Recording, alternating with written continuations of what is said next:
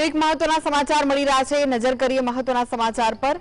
જમ્મુ કાશ્મીરના રાજૌરીમાં પાકિસ્તાની સેલને ડિફ્યુઝ કરાયો છે। જે મહત્વના સમાચાર મળી રહ્યા છે।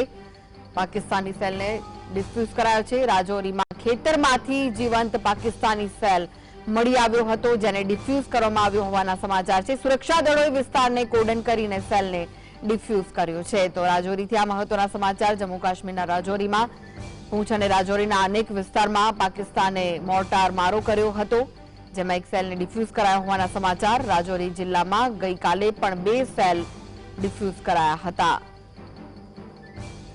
તો સમગ્ર વિસ્તારમાં સુરક્ષા સુનિશ્ચિત કરીને સેલ ડિફ્યુઝ કરવામાં આવ્યો હોવાના સમાચાર જમ્મુ કાશ્મીરના રાજૌરીથી સામે આવી રહ્યા છે।